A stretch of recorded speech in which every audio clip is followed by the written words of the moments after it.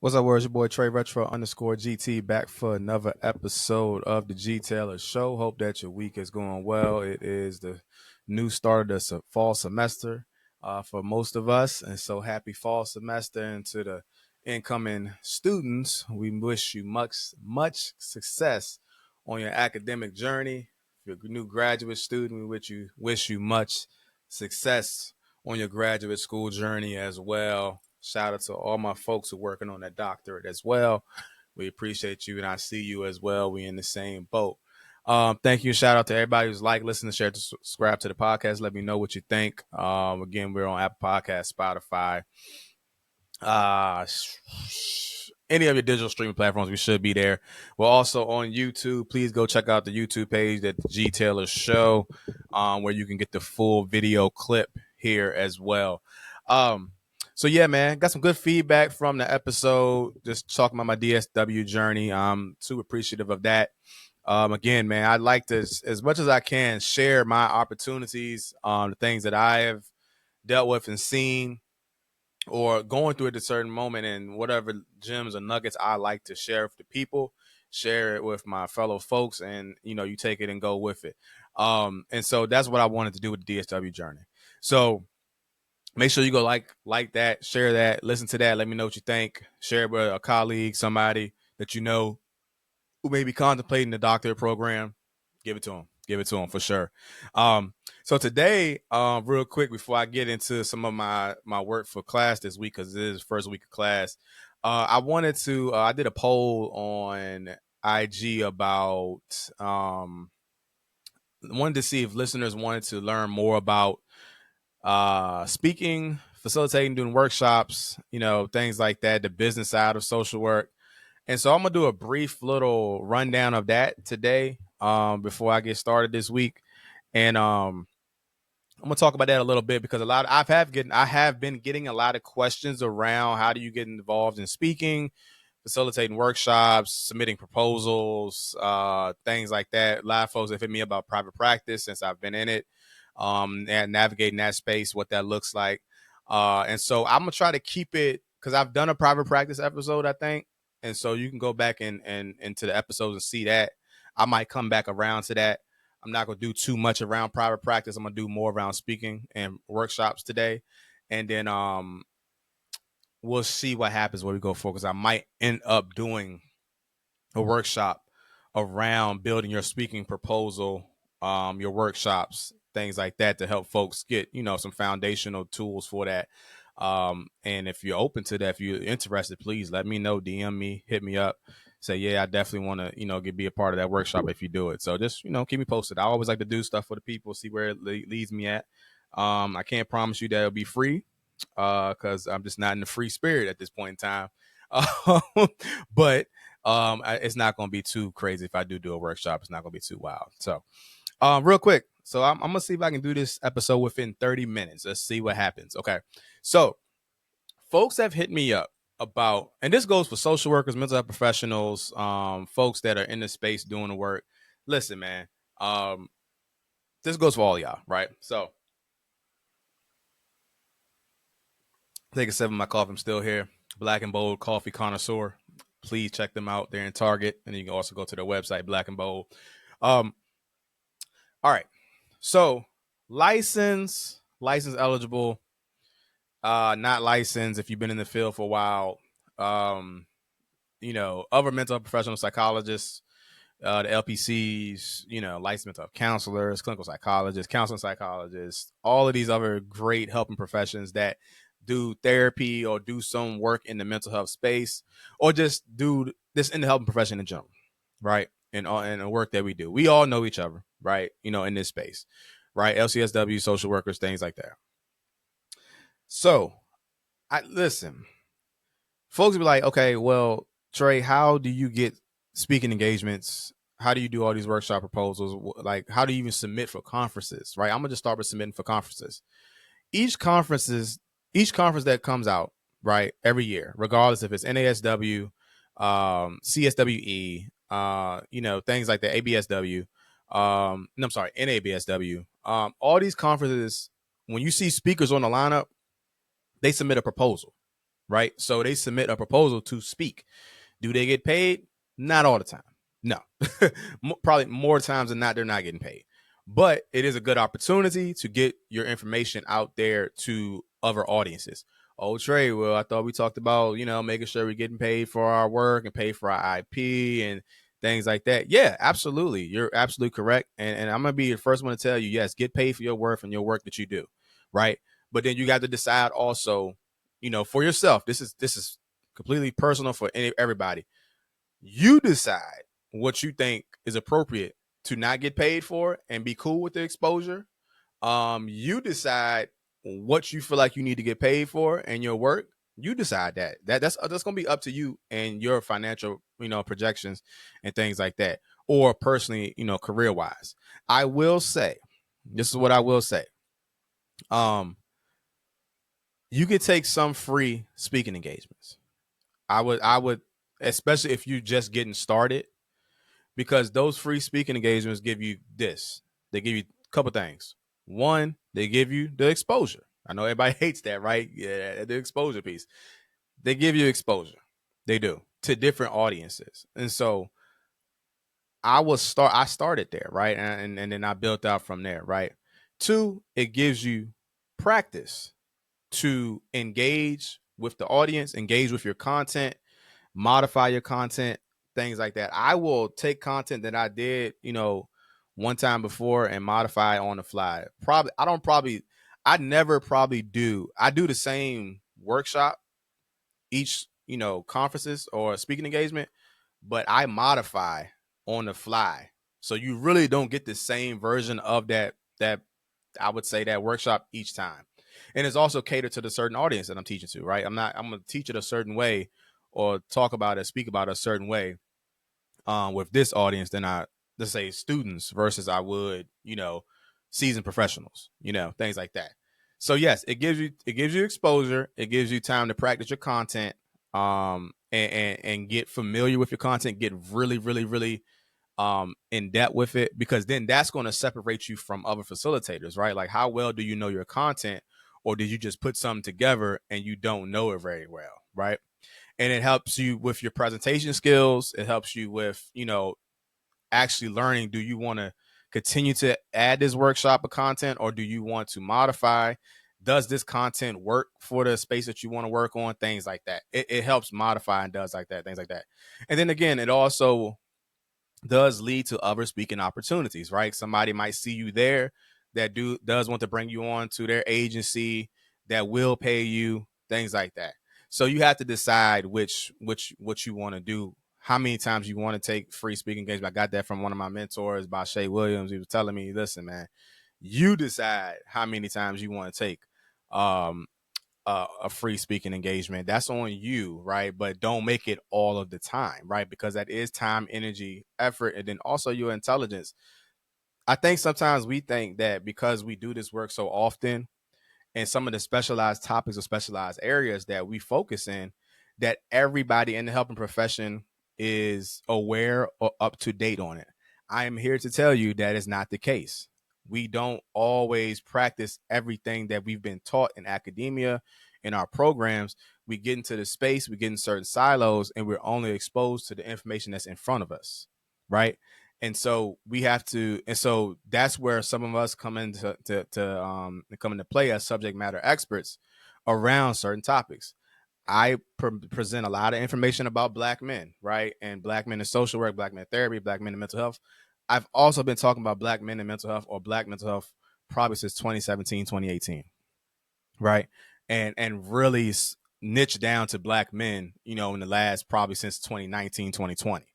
So that's been a couple years for that. And so, but you would think, okay, because of the field that I'm in, that we should know about engaging Black men in social work and therapy, but we don't. And that's a population that is underserved, right? And so it's getting better, though, getting a lot better.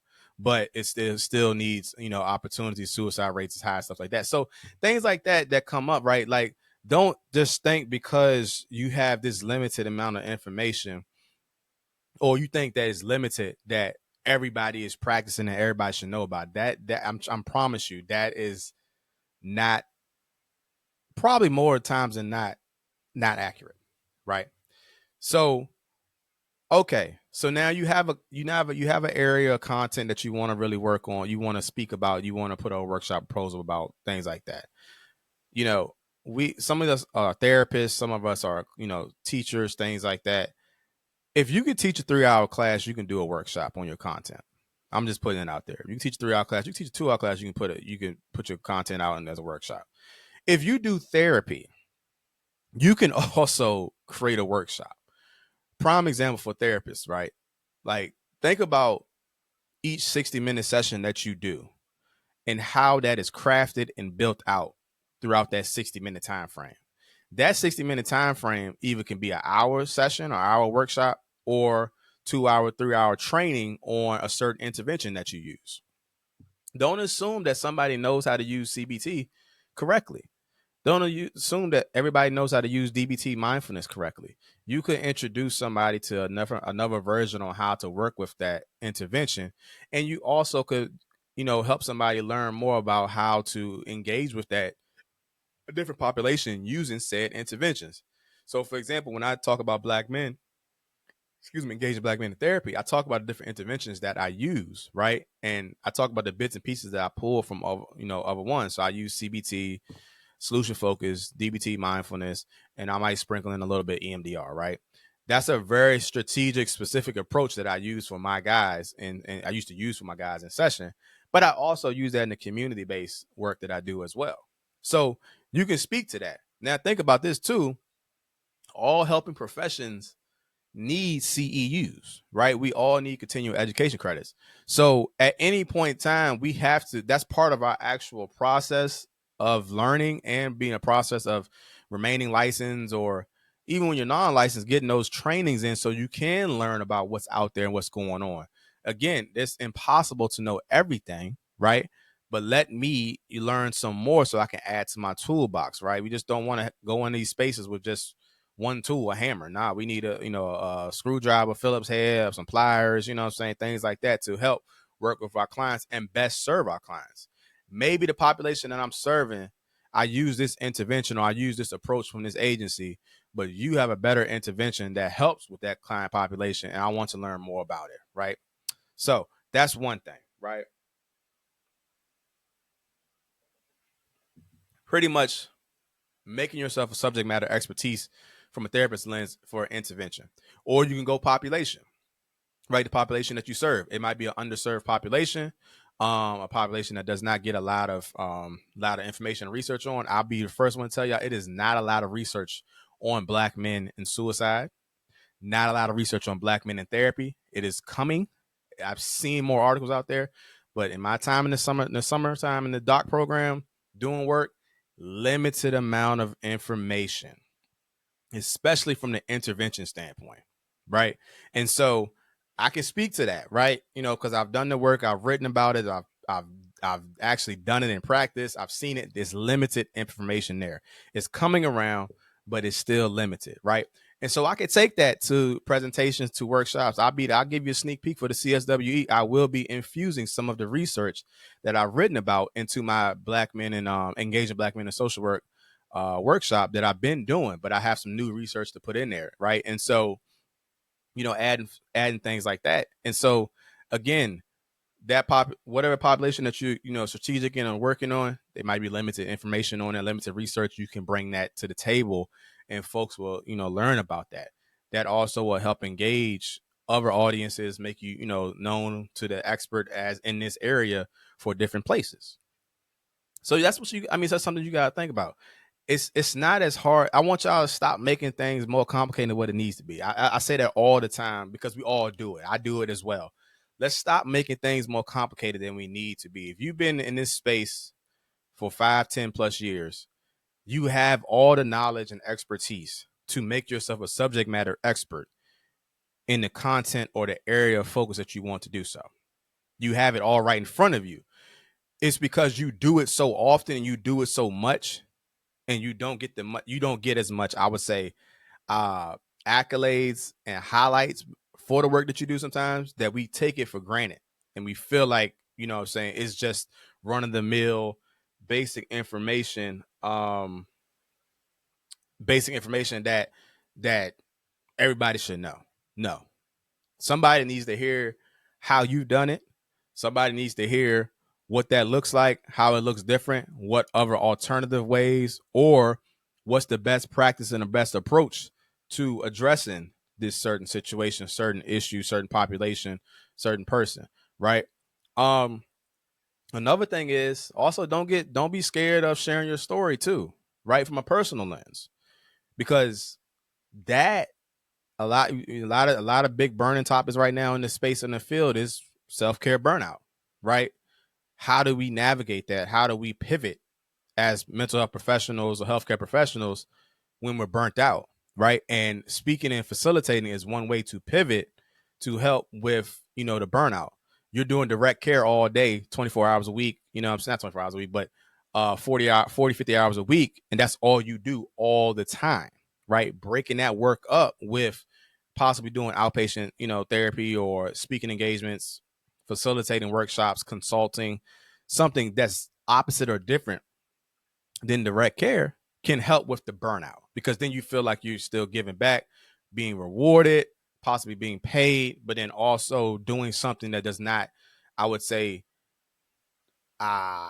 extend, like put so much strain on the mind and body, right? You know what I'm saying? Even though facilitating it can be stressful in the sense of the work and engaging in the client population, but the facilitator. But anyway, so that's something that I think too that you can mix in if you talk about self-care and burnout. If you have found a way to manage it, right? Or if you have dealt with it, how can you help other therapists, social workers, mental health professionals with their own self-care? Because we suck at it. You know what I'm saying? So that could be a workshop.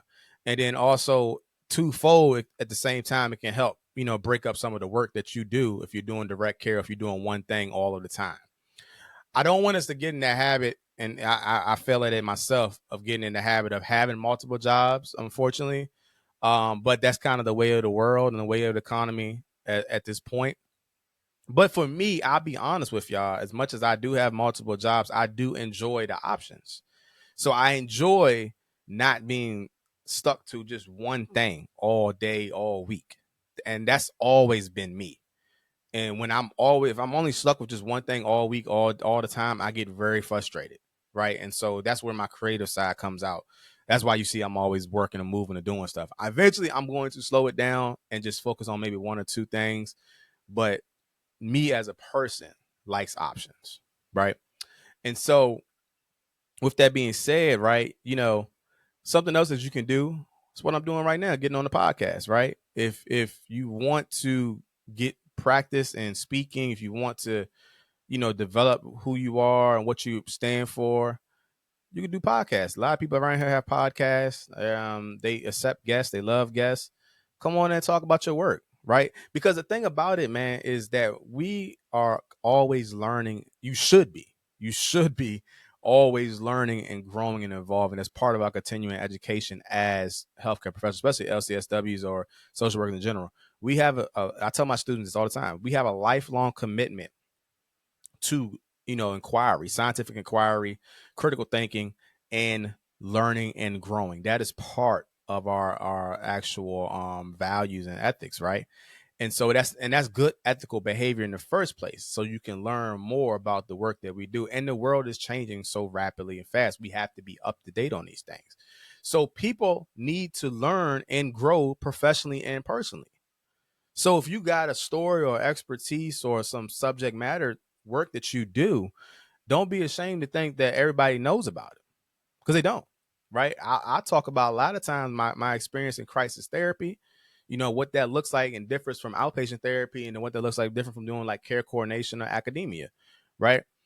My goal when I share these certain experiences is to help another social worker or mental health professional or therapist or somebody in the space of the field who is looking to grow, learn, or try something new.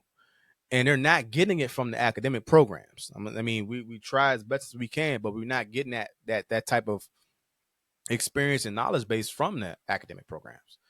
So it's up to us, in a sense, to provide that in continuing education credits and spaces, workshops, speaking, things like that, so people can learn and grow, right? And I've seen that happen a lot of times in my workshops. People just really just coming to learn, right? And just so they can get more knowledge and understand and be a better practitioner of the work that they do. So say all to say, I got 10 minutes left. So that's that, right? So think about this. This is what I want y'all to do. I want you, if you're thinking about getting to speaking and workshop proposals, you know, think about this. Think about 3 topics that you are really passionate about. 3 topics that you are really passionate about. That could be, an intervention. That could be a population. That could be self-care. That could be ethics, right? I've done ethics-based workshops. I have no idea even how I got to that space, right? I've done documentation workshops. I don't even know how I got to that space. It's usually through it funneled through DEI.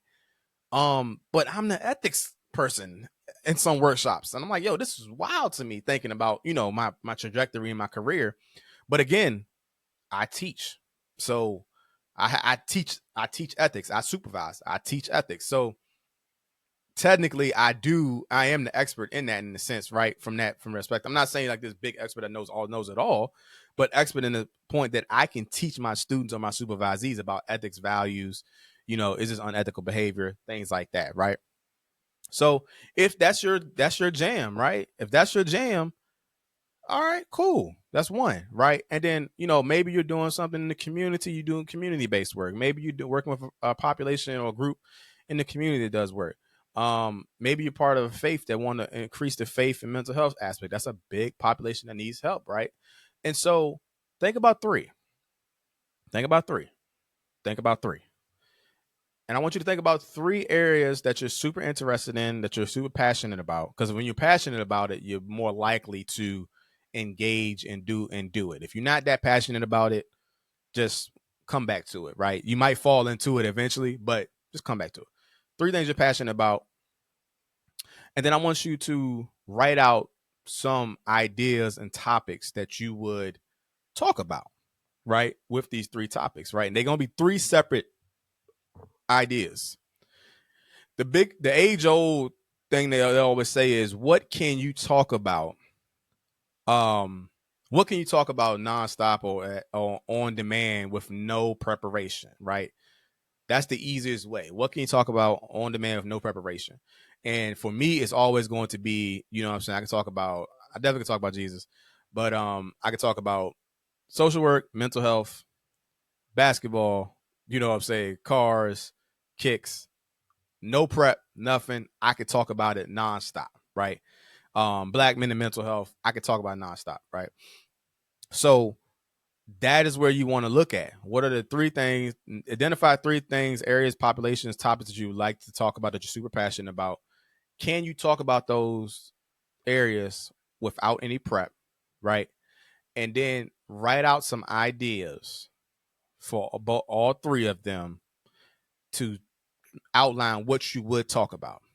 If you get enough ideas under each 3 topics that you would talk about, I just want you to go ahead and make about 5 to 7 slides, PowerPoint slides, or in Canva. Canva is magic. So you could put it in Canva. Canva might do it for you yourself. But 5 to 7 slides, right? What you would talk about for each of those, right? And then, when stuff comes up, when somebody asks you if you want to do a speaking engagement or if you want to do a workshop, you got your 3 that you can tap in with, you can work on, and or you can extend, right? And so based on the time frame, you can get off 5 to 7, 8 to 10 slides, 10 to 15, 20, so you can add on to it. Again, you also want to make sure that you're not talking from your slides. Please don't talk from your slides. Know your information. Those are talking points. You want to talk, give examples, give testimonies. You want to present in a way that has that, and that's part of the piece where I'm talking about workshop wise when we talk about speaking dynamics, public speaking, what that looks like. And this is coming from the person who hated public speaking, y'all. I keep telling y'all this. I hated public speaking. I hated writing. Look where I'm at now. Again, when you're doing your presentation, you want to have talking points. You can have your paper in hand. If you want to talk, you can have some things you want to talk. You can read off. I like to go off the cuff a lot because me personally, I'm more of an innovative, creative person, and I like to modify on spots. I think about different examples, things that pop up. I tell stories a lot in my presentations. And so that's where I that's my strength, right? So you want to think about that. But if you have 5 to 7 slides, you have a starting point. You can build off of, you can take away from, you can, modify your time.